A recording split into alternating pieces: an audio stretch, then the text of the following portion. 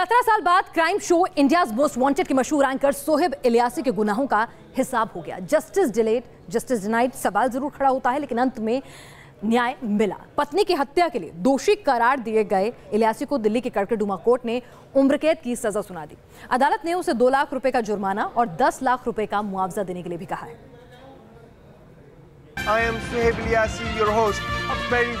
जिसकी आवाज कभी उठती थी अपराध के खिलाफ, इंडियाज मोस्ट वांटेड, जो अपने शो में करता था गुनहगारों को बेनकाब, उत्तर प्रदेश का कथित अपराधी नंबर 1, जो जुर्म से हिंदुस्तान को करता था अलर्ट, मकदम करता है। I am Sohaib Ilyasi, your host, जिसने अपने शो से इंडिया के कई मोस्ट वांटेड को पहुंचाया सलाखों के पीछे। क्राइम शो की एंकरिंग करने वाला ये शख्स बन गया है क्रिमिनल। अदालत ने लगा दी है उसके गुनाहों पर मोहर। जेल की सलाखें बन गई हैं सोहेब इलियासी का नया ठिकाना। कभी अपने क्राइम शो की वजह से मुजरिमों की आंखों की किरकिरी बन चुका सोहेब इलियासी अपनी ही पत्नी का हत्यारा करार दिया गया। 17 साल बाद अंजू इलियासी की मौत पर दिल्ली की कड़कड़डूमा कोर्ट ने सोहेब इलियासी को सजा सुनाई। रायत दुरुस्त आयत, डिले जरूर हुआ है पर न्याय हुआ है। बहुत दिनों तक इस हत्या को आत्महत्या के तौर पर पेश किया जाता रहा and the accused Sohaib Ilyasi has finally met his nemesis. 11 जनवरी 2000 को सोहेब की पत्नी अंजू इलियासी की रहस्यमयी हालात में मौत हो गई थी। मर्डर में कैंची का इस्तेमाल किया गया था। वारदात के बाद अपने गुनाहों पर पर्दा डालने के लिए सोहेब ने अंजू की दोस्त को फोन कर बताया था कि उसने सुसाइड कर लिया है। बाद में अंजू के घर वालों ने सोहेब पर दहेज की प्रताड़ना और हत्या का आरोप लगाया। अंजू की बहन रश्मि ने पुलिस को अंजू की एक डायरी भी दी थी। बताया जाता है कि इस डायरी ने पुलिस की जांच की दिशा पूरी तरह बदल दी। फिर 2014 में अंजू की मां की याचिका पर दिल्ली हाई कोर्ट ने वारदात की जांच हत्या के एंगल से करने के निर्देश दिए और अब इलियासी को उसके गुनाहों की सजा सुना दी गई है। कोई भी ऐसा कंक्लूसिव एविडेंस नहीं है जो मुझे ये साबित करता हो कि मैंने एक मर्डर किया है, मैंने किसी को मारा है, मैंने अपनी वाइफ को मारा, लेकिन वाइफ ने सुसाइड किया है। लेकिन शोएब 302 में आपको कन्विक्ट किया गया है। आप सामने सेशन कोर्ट ने कन्विक्ट किया है। अब उन्होंने ये मेरे पास जजमेंट आया है। टेक्निकल एस्पेक्ट्स पे मेरे लॉयर्स ज्यादा अच्छी तरह से इस पर कमेंट करेंगे, लेकिन मैं ये जानता हूँ कि मुझे न्याय मिलेगा चूंकि मैं बेटी। 2013 तक ये आत्महत्या का केस बना रहा।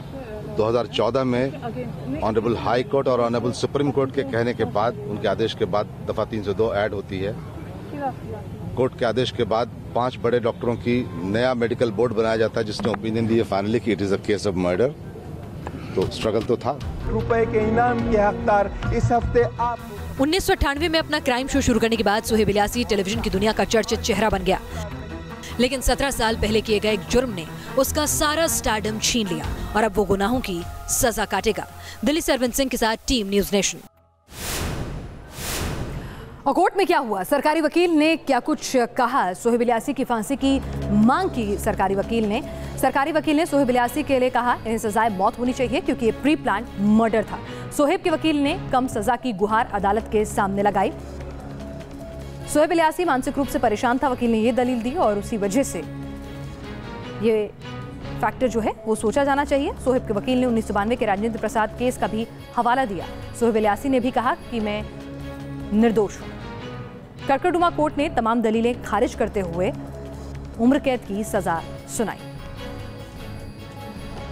क्राइम शो के जरिए सुर्खियां बटोरने वाला वो एंकर जो मुजरिमों के गुनाह को बेपर्दा कर उन्हें जेल की सलाखों के पीछे पहुंचाने का दावा करता था, आज खुद ही अपनी पत्नी की हत्या के जुर्म में जेल की सलाखों के पीछे पहुंच गया। सोहेब इलियासी ने इस मामले में हर स्तर पर जांच को गुमराह करने की कोशिश की, सबूतों को मिटाया, लेकिन ये अंजू के घर वालों का संघर्ष ही था कि आखिरकार इस मामले में सजा हुई। वीडियो जर्नलिस्ट सत्या के साथ अरविंद सिंह, न्यूज नेशन, दिल्ली। और आइए अब आपको दिखाते हैं आखिर किस तरह से सोहेब ने जांच को गुमराह किया। सोहेब के 5 बड़े झूठ कौन से थे?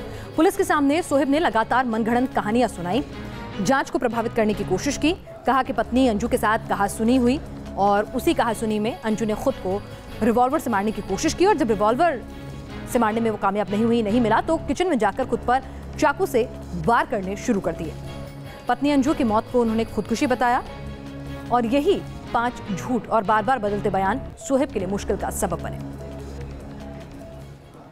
पुलिस की माने तो सोहेब इलियासी ने अपना गुनाह छिपाने के लिए यह हथकंडा अपनाया, लेकिन जांच अधिकारी राजीव रंजन का दावा है कि उन्हें शुरू से ही शोएब पर शक था और इसकी वजह है चाकू पर न तो अंजू की उंगलियों के निशान थे और न ही सोहेब के।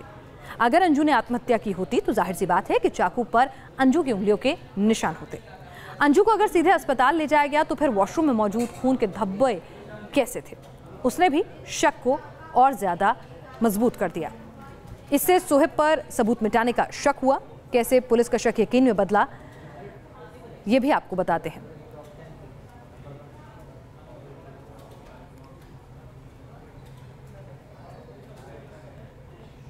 मामला तो ये अननेचुरल डेथ का शुरू से ही था और एज इन्वेस्टिगेटिंग ऑफिसर मुझे लगता था कि ये केस मर्डर का है, क्योंकि मुझे जो सबूत मिलते थे वो सुसाइड की तरफ इशारा नहीं करते थे। कौन कौन सी ऐसी चीज़ें लगी आपको जिन पर आपको शक पैदा हुआ कि वाकई ये मर्डर हुआ है उस वक्त? अंजू इलियासी के लिए कहा जा रहा था कि उन्होंने आत्महत्या की है चाकू से। जब आत्महत्या की तो चाकू पे उंगलियों के निशान मिलने चाहिए थे अंजू के, वो नहीं थे। सोहेब इलियासी ने क्लेम किया था कि उनके हाथ से चाकू छीन कर उन्होंने फेंक दिया था। उनके निशान भी नहीं थे उनके उंगलियों के उस चाकू के ऊपर। अंजू इलियासी ने जहाँ पे उनके चोट लगी और जहाँ पे वो गिर पड़ी, सोहेब इलियासी के हिसाब से वो कभी कमरे के अंदर नहीं गई। चोट लगने के बाद बाथरूम नहीं गई, वहाँ से सीधे उनको हॉस्पिटल ले जाया गया था। लेकिन बिस्तर पे बहुत सारा ब्लड मिला, बाथरूम में ब्लड मिला, नालियों में ब्लड मिला। पहले तो उन्होंने कहा कि मेंस्ट्रुअल ब्लड है, लेकिन उसको पोस्टमार्टम की रिपोर्ट ने बिल्कुल गलत साबित किया, बोला कि she was not in menstrual phase. तो 17 साल तक अंजू इलियासी की हत्या का केस चलता रहा और आज अदालत ने सजा मुकर्रर कर दी है। तो अंजू के परिवार वाले सुकून की सांस ले रहे हैं। 17 साल का एक लंबा संघर्ष रहा। अपनी बेटी के लिए इंसाफ की मांग करती रही एक मां आज क्या दिल के किसी कोने में राहत महसूस कर रही है, उनसे बातचीत की अरविंद सिंह ने। बहुत ज़्यादा उतार चढ़ाव, सुसाइड की शक्ल ही नहीं दी थी। ये तो शुरू से झूठ बोलते रहे। स्टेटमेंट में भी इन्होंने जो दिया, जो पुलिस को स्टेटमेंट दिया, उसने कहा पानी जैसी कोई चीज़ निकली है, खून निकला ही नहीं है कहीं। अब बाकायदा इन्होंने कपड़े बदले, सब कुछ किया, आलिया को कपड़े पहनाए, तब तक स्टैबिंग करके उसको छोड़ा हुआ था बिस्तरे पे। वो ब्लीड कर रही थी। ऐसा होता है क्या? जो पुलिस वाले हैं उनसे भी मेरी बात हुई, उन्होंने भी कहा कि शुरुआत से हमें शक था। हाँ। जो रिपोर्ट आई थी डॉक्टर की, इसने कहीं ना कहीं डॉक्टर को तो इन्होंने ये किया हुआ था, खरीदा हुआ था। एक डॉक्टर थे डॉक्टर गुप्ता, जिसने शुरू से ही एलसी गुप्ता, शुरू से ही वो आदमी था कि homicide can not be ruled out. इसमें हाई कोर्ट का बड़ा रोल है। अगर 2014 हाई कोर्ट का बड़ा रोल है और हाई कोर्ट में भी सत्येंद्र शर्मा ही जाकर बोलते रहे। हाई कोर्ट में भी यही खड़े हुए थे। नहीं तो हाई कोर्ट ने जो कि 302 भी लगाया जाए तो ये सत्येंद्र शर्मा की देन है। तो आज राहत है। बहुत दबाव डाला गया इस केस को लेकर। तो जाहिर तौर पर अंजू की मां का कहना है कि 17 साल पहले उन्होंने अपनी बेटी को खोया, उसके बाद तमाम उतार चढ़ाव इस केस को देखने को मिले। आज उम्र कैद की सज़ा मुकर्रर हुई है सोहेब इलियासी को। उनका ये कहना है कि राहत की बात है उनके लिए और जितनी सज़ा वो चाहते थे उससे वो संतुष्ट हैं। उनका संघर्ष पूरा हुआ है। वीडियो जर्नलिस्ट सत्या के साथ अरविंद सिंह, न्यूज नेशन, दिल्ली। और प्रद्युम्न ठाकुर हत्या मामले में नाबालिग आरोपी पर बालिग की तरह से केस चलेगा। जुवेनाइल जस्टिस बोर्ड ने सीबीआई की याचिका पर 11वीं के छात्र पर बतौर बालिग केस चलाने को मंजूरी दे दी है। आरोपी हालांकि अभी 16 साल का है। इस मामले में अब 22 दिसंबर से सुनवाई शुरू होगी। सीबीआई के मुताबिक 7 साल के प्रद्युम्न की 11वीं क्लास के छात्र ने महज परीक्षा और पेरेंट्स टीचर मीटिंग टलवाने के लिए बेरहमी से हत्या कर दी थी। आरोप लगाया जा रहा है। इससे पहले इस मामले में स्कूल के बस कंडक्टर अशोक कुमार को गिरफ्तार किया गया था। 7 साल का प्रद्युम्न गुरुग्राम के रैन इंटरनेशनल स्कूल के बाथरूम में 8 सितंबर को मृत पाया गया था।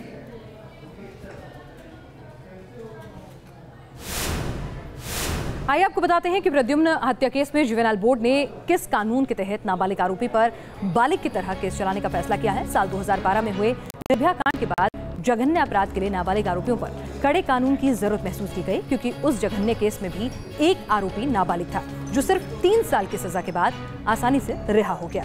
निर्भया कांड के बाद क्या कुछ कानून में बदलाव आए, आइए उसकी जानकारी भी हम आपको दे देते हैं। जघन्य अपराध में शामिल नाबालिग को कड़ी सजा का प्रावधान है और इसे संसद के पास इसको भेजा गया था और उसको मंजूरी मिली। जघन्य अपराध यानी ऐसे जुर्म जिसमें आईपीसी में सजा 7 साल से अधिक होती है, उस संदर्भ में 16 से 18 साल की उम्र के आरोपी को वयस्क माना जा सकता है और ऐसे केसेस में जुवेनाइल बोर्ड बालिग मानकर फैसले लेगा। उम्र कैद या मौत की सजा हालांकि तब भी नहीं दी जा सकती है। सीबीआई ने अरेस्ट किया था इस जुवेनाइल को कि इस मामले की सीवियरिटी को, जिस तरह से घटना को अंजाम दिया गया, जिस तरह की घटना हुई है, इस पूरे मामले में इस जुवेनाइल को एज एन एडल्ट ट्रीट किया जाना चाहिए और जो उसके हिसाब से जो सज़ा होती है वो मिलनी चाहिए, दी जानी चाहिए। तो उस मामले में आज जो फैसला है वो स्वागत योग्य है। जो जुवेनाइल है उसको वयस्क के रूप में उसके खिलाफ मुकदमा चलेगा, उनकी सुनवाई सेशंस कोर्ट में होगी, किसी भी तरह की कोई लाचारगी और कोई लीनियंसी उनके खिलाफ नहीं दिखाई जाएगी और यहाँ पर जुवेनाइल जस्टिस बोर्ड में अब ये मुकदमा पेंडिंग नहीं रहेगा। और अब देखते हैं अपराध की कुछ और खबरें क्राइम व्यू में।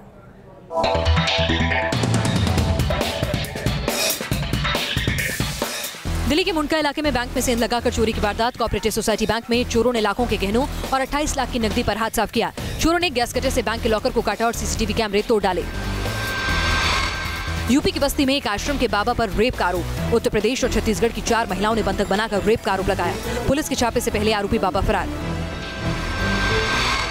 बिहार के मुंगेर में नक्सलियों ने रेलवे स्टेशन पर हमला किया। स्टेशन मास्टर समेत 2 रेल कर्मियों को अगवा किया गया। स्टेशन के सिग्नल पैनल को आग लगाकर तबाह किया गया। उत्तर प्रदेश के सहारनपुर में बुजुर्ग महिला की हत्या। घर में लूटपाट के बाद हत्या की आशंका। घर का सामान बिखरा मिला। पुलिस तफ्तीश में जुटी। उन्नाव में फर्नीचर गोदाम में भीषण आगजनी। धू-धू कर चला सामान। लाखों का सामान आग में जलकर हुआ खाक।